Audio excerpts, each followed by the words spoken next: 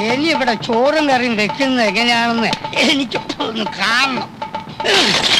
ഭദ്രകാളി, സ്വന്തം ഭർത്താവ് പട്ടിണി കിടന്ന് ചാവണമെന്ന് അവളുടെ ആശ. അല്ലടി, നിന്നെ കൊന്നിട്ട് ഞാനും ചാവുള്ളൂ. അടി ഭദ്രകാളി, ഇറങ്ങി വാടി. എന്താടി നോക്കുന്നത്? കരണം പോലീസും നീയും തമ്മിലുള്ള ഇടപാട് നാട്ടിൽ മുഴുവൻ പാട്ടായി നാറി കിടക്കുമ്പോഴാണ് ഞാൻ വന്നത്. പോലീസ് മുങ്ങിയപ്പോ ഒരുത്തരും കിട്ടിയില്ല നിന്നെ കെട്ടാൻ. ഞാൻ കെട്ടി. അതാണടി എന്റെ ആത്മാർത്ഥത. ആ എണ്ണ നിനക്കിപ്പം വരില്ല. എനിക്ക് മാത്രം ഇവിടെ ചോറില്ല. അല്ലടി, എന്താ കണ്ടൂടെ ചട്ടി? പഴയതിൽ ഇനി ഇതും കൂടി ബാക്കിയുള്ളൂ. ഇതും കൂടി ഒന്ന് ഉടച്ചു തന്നായിരുന്നെങ്കിൽ എനിക്ക് പോയി പുതിയത് വാങ്ങിക്കായിരുന്നു. പിന്നെ അത് ഉടച്ചു തുടങ്ങാം. ഉടക്കാനാ പറഞ്ഞത്. തൊട്ട് പോരു തന്നെ. ഈ കയ്യും വിട്ടു. കള്ളു കുടിക്കാൻ കാശ് വന്ന് ചോദിച്ചപ്പോ ഞാൻ പറഞ്ഞില്ലേ ഇത് അരി വാങ്ങിക്കാനുള്ള കാശാണ്, ഇത് തരില്ലെന്ന്. അപ്പ പറഞ്ഞ് എനിക്ക് ചോറ് വേണ്ട, കള്ളു മതിയെന്ന്. കള്ളു കുടിച്ചു കഴിഞ്ഞപ്പോ ചോറ് വേണമെന്ന്. ഇവിടെ ചോറില്ല, ഇല്ല, ഇല്ല. ഇനി ഇവിടെ കിടന്ന് ഒച്ചയും വേളം ഉണ്ടാക്കിയാലുണ്ടല്ലോ. എന്റെ സ്വഭാവം അറിയാലോ. കരണം പോലീസുമായിട്ട് എനിക്ക് ബന്ധം ഉണ്ടായിരുന്നെങ്കിലേ പിന്നെ എന്തിനാ ഇയാളെന്നെ കെട്ടിയത്? നിന്റെ തന്ത എനിക്ക് കാശ് തന്നിട്ട്.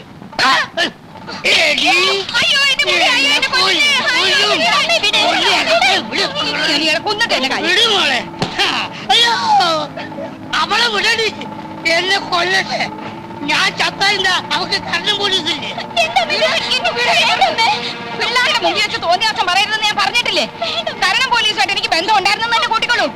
നിങ്ങളുടെ ആദ്യ ഭാര്യ പതിവ്രത ആയിരുന്നല്ലോ. എന്നിട്ട് എന്തേ അവളൊരു ലോക കളനെ പറ്റൂ? മുട്ടേന്ന് വരുന്നതിന് മുമ്പ് അവൻ ജയിലിൽ കിടന്നില്ലേ? ഇപ്പോഴും ആളുകളെ പറ്റിച്ച് നടക്കില്ലേ?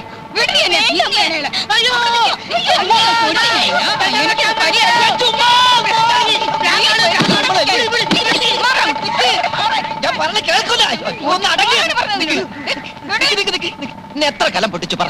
എനിക്ക് ചോറ് തന്നില്ല. ചോറ് വേണ്ട, ആ അരിയുടെ കാശിന് കള്ളു മതി എന്ന് ചേട്ടൻ പറഞ്ഞാണ്. അതന്നെയല്ലേ സംഭവം. ഇന്നെങ്കിലും വല്ല പുതുമ ഉണ്ടാവും ഞാൻ വിചാരിച്ചു. ഉണ്ടായില്ല. കലത്തിന്റെ കാശ് വേണം, അത്രയേ ഉള്ളൂ. ഞാൻ തന്നേക്കാം. അയ്യോ, പ്രശ്നം തീർന്നല്ലോ. തീർന്നല്ലോ. ഈ രൂപ രാജഗോപാൽ എന്റെ പേർക്ക് മണി ഓർഡർ അയച്ചതാ നിങ്ങൾക്ക് തരാൻ.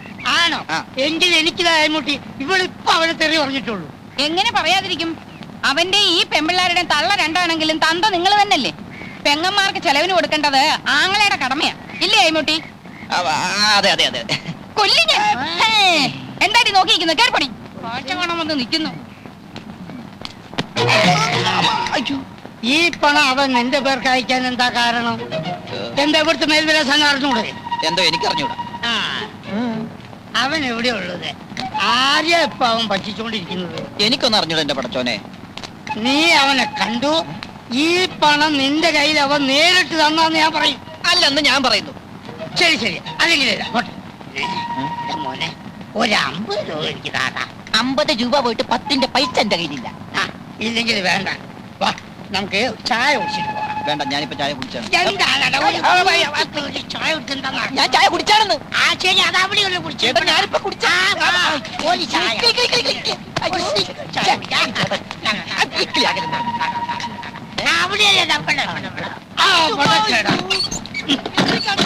അതെ, വാതിലടിച്ച് കുറ്റിയിട്ടതാ. നിനക്കറിയാ അവൻ എവിടെയാ ഉള്ളത്? അവൻ കാശുണ്ടാക്കുന്നുണ്ടെന്നുള്ളതും എനിക്ക് മനസ്സിലായി. അവനെ കാണിച്ചു തരാതെ നിന്നെ ഇവിടുന്ന് പുറത്തു വിടുന്ന പ്രശ്നമല്ലേ ആയിമുട്ടി പറ്റി.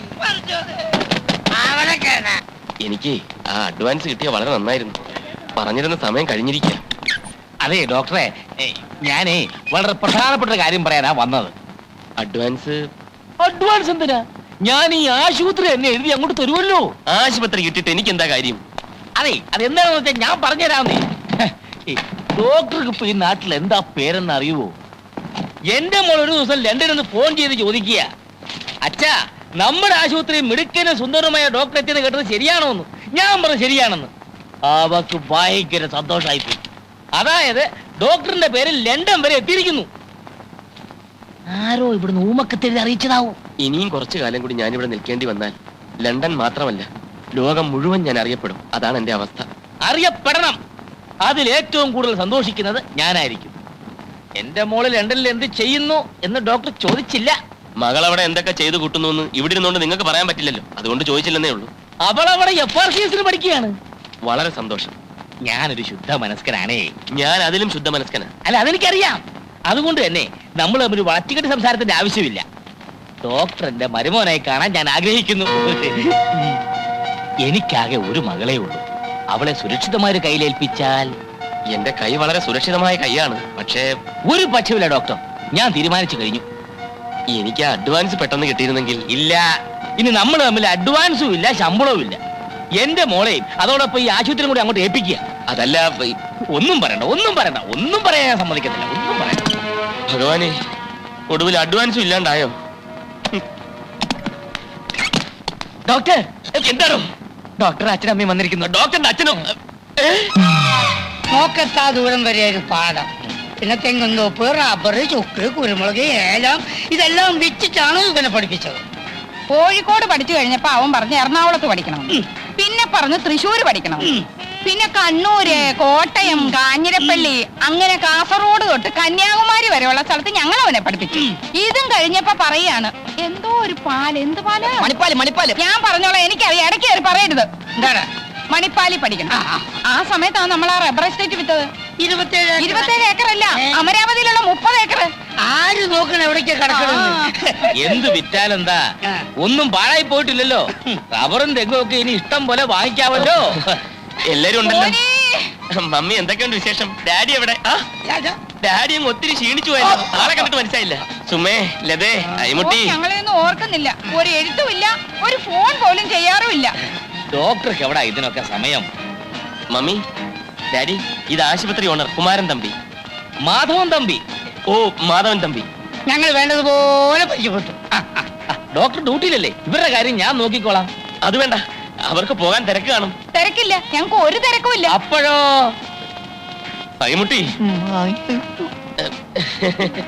ഇറങ്ങാൻ നേരത്തെ കാറ് കേടായി, പിന്നെ ഞങ്ങൾ ലോറിയിൽ അല്ല ബസ്സിലാണ് വന്നത്. ഡോക്ടറെ, എല്ലാം ഒരു നിമിത്തമായിട്ടാ എനിക്ക് തോന്നുന്നത്. അല്ലെങ്കിൽ തന്നെ ഡാഡിയും മമ്മി ഇന്നിവിടെ എത്തിച്ചേരുവോ? വന്നാട്ടെ, ഞാൻ അവരെ വീട്ടിലേക്ക് കൊണ്ടുപോകാം. അത് വേണ്ട. ഒന്നും പറയണ്ട, ഒന്നും പറയണ്ട. വന്നാട്ടെ, ഓ, നമുക്ക് വൈകിട്ട് കാണാം. അങ്ങോട്ട് കേറ്, കേറ്, വേഗം കേറ്. ഞാൻ പറഞ്ഞു. ചേച്ചി, മക്കളെ കയറിയോ? മോനെ, നീ വേഗം വരണേ. Okay, sir. എന്നെ പിടിച്ചൊരു മുറിക്കകത്തിട്ട് പൂട്ടി. കഞ്ഞിവെള്ളം പോലും തന്നില്ല. ഒടുക്കം അലക്കമ്പരിൽ നിന്ന് വാടക കൂടെ തുണി ഒപ്പിച്ചു. എനിക്ക് വേറെ നിവൃത്തി ഉണ്ടായില്ല രാജഗോപാല. സാരമില്ല, ഇന്നുകൊണ്ടെല്ലാം തീരുമല്ലോ.